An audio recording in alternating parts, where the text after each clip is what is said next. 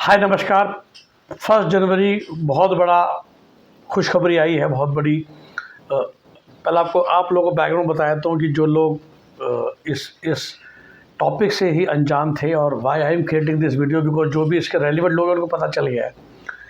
ठीक है, अपने मुँह मियाँ बुट्ठू बन रहा हूँ, कभी बार बनना भी चाहिए। और हुआ ये था, आप जानते हैं कि जो लोग MBBS करने बाहर जाते हैं तो उनके लिए बहुत मेजर चेंज हुआ था 18 नवंबर 2021 को, जिसके बाद कई कंट्रीज़ एक तरह से इनवैलिड हो गई, बिकॉज भारत सरकार ने नए रूल निकाल दिए कि जब आप बाहर MBBS करने जा रहे हैं तो आप 3 शर्तों का पालन करना है। उनमें यही था कि जहाँ जिस भी कंट्री में आप जा रहे हैं उस कंट्री में इंडिया वाली पढ़ाई होनी चाहिए।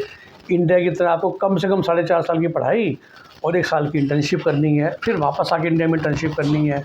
इंग्लिश मीडियम में पढ़ाई होनी चाहिए, और उस देश में आपको लाइसेंस ऑफ रजिस्ट्रेशन मिलना चाहिए उस देश का।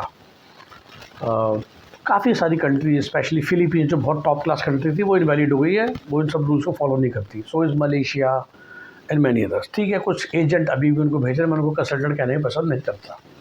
बट इसी के अंतर्गत ना एक छोटा सा प्रॉब्लम हो गई थी। प्रॉब्लम ये हुई थी कि मेरा भी स्टूडेंट था एक, जिसके लिए बैकग्राउंड मैंने लड़ाई लड़ी। अब फिलीपींस एक US सिस्टम को फॉलो करता था और है भी। तो फिलीपींस में जब हम बच्चों को भेजते थे और हैं, जब नहीं भेजना चाहिए, तो पहले बच्चा प्री मेड्स ज्वाइन करता था, जिसे हम BS कोर्स कहते हैं। वही जब आप US या कनाडा, मुझसे जब आप लोग फ़ोन करते हैं कि सर 12th के बाद हम बच्चे को डायरेक्टली US या UK या डेवलप कंट्री से भेजना चाहते हैं, फिर मैं आपको समझाता हूँ ना कि हर एक कंट्री का क्या क्या रूल है। तो फिलीपींस US को कॉपी करता है। फिलीपींस एक्चुअली US की कॉलोनी था, जैसे हम लोग UK के थे, राइट। तो फिलीपींस इस तरह से US को फॉलो करता है, वही राइट हैंड ड्राइव एंड सब कुछ US की तरह है। और फिलीपींस की कई दुकानों में या मोस्ट ऑफ द प्रोडक्ट में जो रेट होता है वो हमेशा peso as well as American dollar में लिखा होता है। जैसे नेपाल में इंडियन रुपी चल रहा था। तो भाई अब कुछ बच्चों, अब ये रूल भी जानबूझ के 18 नवंबर 2021 को निकाला गया था कि जो भी 2021 के बैच के बच्चे हैं वो जा चुके थे, नवंबर एंड आ गया था, और 2022 से प्रैक्टिकली इस रूल को लागू होना था। और वही ना कोविड का टाइम था। तो ठीक है, जो लोग 2021 में चले गए, बेसिकली नीट का पेपर देके चले गए, उनको भी ये रूल लागू नहीं था। क्लियर हो गया। फिर दिक्कत आ गई कि भाई फिलीपींस में तो आप BS करने चाहते हो, आप तो अभी MBBS की अभी पढ़ाई टेक्निकली शुरू भी नहीं हुई थी। तो इन लोगों ने तो मना कर दिया कि फिलीपींस, भाई हमने तो, इन्होंने ये परमिशन दे दी कि जो उससे पहले जिसकी MBBS की पढ़ाई शुरू हो गई वो कर लो। और इस बात को देखिए 3-4 साल हो गए इस लड़ाई को लड़ते हुए। तो मैंने ही GK वर्ष, जो कि हमारा नंबर आप जानते ही हैं 9643362320, जो भी बच्चे इस वीडियो को सुन रहे हैं आप जानते हैं, आप उसी नंबर से ही कनेक्टेड है ग्रुप में। तो मेरी स्टूडेंट परेशान थी, बहुत ही हम्बल फैमिली है फरीदाबाद की। मैंने कहा देखो जी, इसमें, और मैं हमेशा आप लोगों को समझाता हूँ हमेशा कि कौन से रूल हैं जो, again that is what the I am Bangalore brain and DTU brain, कि आपको ना ये पता होता है कि कौन सा मुद्दा किससे लड़ना है। तो जो 2 साल पहले आप जानते हैं कि राजस्थान के पर्टिकुलर कॉलेज में कोर्ट के सीट का मुद्दा है, और वही मैंने बच्चों को बोला कि अब चिंता मत करो, 3 साल बाद कोर्ट परमिशन दे देगा उन 100 बच्चों के लिए जिनकी पढ़ाई मुश्किल में है या हिंदी में लफड़े में है। तो वेरी सिंपल रीज़न, कोर्ट ये देखेगा ठीक है, जो हो गया सो गया, 100 बच्चों की ज़िंदगी ख़राब हो रही है, मुझे 1 टाइम परमिशन देगी। तो कुछ मुद्दों में कोर्ट परमिशन दे देगा जिसमें सरकार को कोई प्रॉब्लम नहीं हो रही है। बट कोर्ट से अगर आप वो चीज़ मांगोगे जिससे सरकार को दिक्कत होगी, तो फिर कोर्ट ढंग से फैसला करेगा सोच समझ के। विच मीन्स जिस फैसले को करने में कोर्ट या सरकार का कोई कोलैटरल डैमेज नहीं हो रहा है, वो फैसले लोग कर देते हैं। इनका लॉजिक चलता है दुनिया में। आप कोई भी मुझसे जब पूछता भी है ना कि भाई ये अगर काम हो रहा है तो इसका फैसला कैसे होगा, कभी कोई कानून से डर के आपके लिए काम करेगा, कभी कोई इज्जत से डर के करेगा। समटाइम मैं एक्चुअली टेल पीपल कि आप उससे मिलने जा रहे हो तो आपने सिर्फ यही बात करनी है, ना आप उसको कानून से डरा सकते हैं, ना बदमाशी डरा सकते हैं, आप उसको इमोशन से डरा सकते हो, उसकी कहते हैं पब्लिक बेइज्जती से डरा सकते हो। वंस अगेन दैट, जब हम आपसे अपनी फ़ीस एडवांस में लेते हैं तो मैं खुद ही आपको आइडिया देता हूँ ना कि अगर हमने फ़ीस लेके आपका काम नहीं किया तो आप हमें पब्लिकली ज़लील कर सकते हैं हमारे यूट्यूब चैनल पे या बाकी सोशल मीडिया के माध्यम से, या मेरे ऑफिस भी आ सकते हैं, which is actually my home only, जहाँ हम 42 साल से रहते हैं, 43 साल से, और मैं 48 का ही हूँ, समझ लीजिए। तो I will keep my respect in my neighbourhood, right. आपके सबके पास ही हथियार है, अगर विवेक गुप्ता या जीके वर्ष आपका सेटिस्फैक्ट्री काम नहीं करते हैं। मैं खुद ही आपको बताता हूँ कि आप मुझे कानून से या बदमाशी से नहीं डरा पाएंगे या मेरी टीम को। खैर हमें ज़रूरत देनी पड़ेगी, आप सबका प्यार इतना अच्छा है और किसी कारण से ही देते हैं ना आपकी जो सिंसियरिटी है। बट फिर भी मैं आपको खुद ही सलाह देता हूँ कि कोई भी जो काउंसलर या कंसल्टेंट है, आपको ये देखना है, या कोई भी इंसान जिसके साथ आप डील कर रहे हैं तो उसका वीक पॉइंट क्या है। तो इस केस में वही था कि सरकार कर देती और वही हुआ।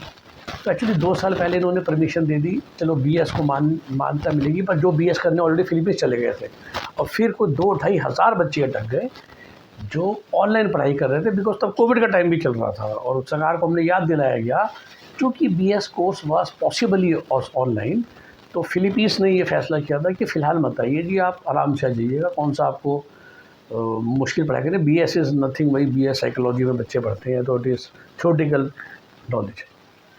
फाइनली मतलब 30 दिसंबर 2025 को एनएमसी ने नोटिस निकाल दिया। अब एनएमसी की वेबसाइट पे देख सकते हैं कि स्पेशली वो वर्ड ऐड हो गया है कि जो ऑनलाइन पढ़ रहे थे वो भी पास है। तो मुबारक आप सबको। मुझे बड़ी खुशी है कि इस लड़ाई का मैं सूत्रधार बन पाया। वो जो अपने क्लाइंट के लिए मैंने पहला, और मुझे पता था कि इसमें कहाँ होगा, इसमें मैं कहा जब आप 2000 लोग इकट्ठे हो जाओगे, मैं ये सब लोग लगे थे अपने कंसल्टेंटों के पीछे, जो लोग 100 200 बच्चे भेजते थे और जो भाग गए बेसिकली, सबके फ़ोन उन्होंने ब्लॉक कर दिए। मैंने कहा उनको डरा के आपका काम नहीं होगा। लोग फिलीपींस गवर्नमेंट में प्रेशर डाल रहे थे, मैंने कहा उनसे काम नहीं होगा, कोर्ट में जाने से भी काम नहीं होगा, क्योंकि ये एनएमसी ने करना है और एनएमसी में दया से काम। अल्टीमेटली एक्चुअली ये हुआ है, कोर्ट के तो ये बोला कि हमें पता ही नहीं, रूल है गो टू एनएमसी। और एनएमसी में जो 4 बार गए, और आखिरी में जब एक्चुअली 2 नवंबर को आए थे, I should appreciate also, Gujarat से उठ के पेरेंट्स आए थे, उसी ग्रुप के माध्यम से हम वो कोऑर्डिनेट करते थे।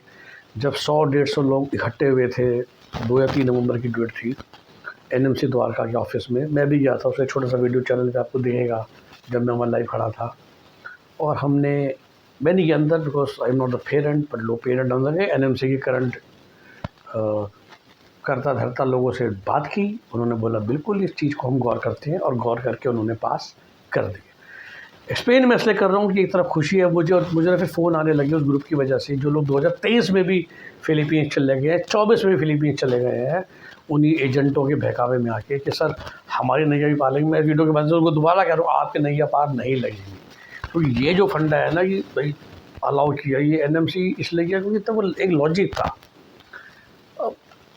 ये सब कुछ जानते हुए 18 नवंबर 2021 का रूल पब्लिश होके भी अगर 2023 में जा रहे हो और 24 में जा रहे हो, फिर वो गलती कर रहे हो, तो सरकार को कभी तो आपको प्रेशर देना पड़ेगा। हाँ ठीक है, फिर से 2 साल बाद आप 1000 बच्चे अगर इकट्ठे हो जाओगे और फिर एनएमसी के पास बाहर जाके लेट जाओगे, तो शायद आपको भी एग्जम्पशन मिल जाए। बट अगर 1000 बच्चे इकट्ठे नहीं हुए, तो 2022-23 नीट के बाद जो लोग गए हैं बहकावे में आके बिना जानकारी, क्योंकि आप लोग जो रिसेंटली आते हैं उनको पता ही नहीं ना कि 18 नवंबर 2021 का क्या बड़ा रूल है। तो एनएमसी भी बेवकूफ़ है, उनको एक्चुअली उस पर्टिकुलर डॉक्यूमेंट को तो ना होम पेज पे एक फिक्स कर देना चाहिए, पिन कर देना चाहिए, क्योंकि आप लोगों को पता ही नहीं चलता, जो बेचारे अब 24 में 25 में या 26 में एमबीबीएस एस्पिरेंट बनेंगे, कि कितना बड़ा रूल चेंज हुआ था 18 नवंबर 2021 को, जिसकी वजह से कितनी कंट्री, कितने कॉलेजेस हैं जो इनवैलिड हो गए थे। आपको वो WHO अप्रूव्ड है वो कॉलेज, सब कुछ है, लेकिन बेसिकली वो इंडिया के उस 3 नॉर्म को फॉलो नहीं कर रहे, वो कॉलेज या वो कंट्री जो नॉर्म 18 नवंबर 2021 को बनाए गए थे। फिर से अपील है एमबीबीएस अब्रॉड के बच्चों के लिए जो 2026 में जाएंगे, या 2025 के बच्चे जो विंटर टेक में जाने के चक्कर में जनवरी-फरवरी में, please go through those rules very carefully and double check, triple check कि जिस भी कंट्री, जिस भी कॉलेज में आप जाने वाले हैं, वो उन रूल्स को फॉलो कर रही है, राइट। और चाहे विंटर इनटेक हो 2025 के बच्चों का, चाहे 2026 अब्रॉड, ओवरऑल नेपाल जिसके हम स्पेशलिस्ट हैं, इंडिया जिसके हम सुपर स्पेशलिस्ट हैं, आप सबके प्यार से। Always feel free to call us on 9643362320। Have a nice day, bye bye, take care.